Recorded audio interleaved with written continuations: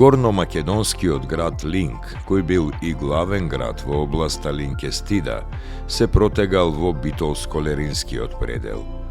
Убавата Евридика од Линк се омажила за кралот Аминта III, кој владеел од 394 до 369 година пред новата ера.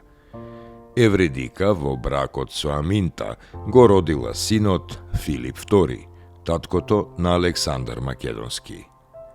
Рисот, според Херодот, бил многу распространето диво животно во античка Македонија, за што сведочи и представата на рис како главен амблем на македонското племе Линкести од 5 век пред новата ера, познато и како македонско племе на рисови, и за нив има податоци уште кај Тукидид и кај Страбон.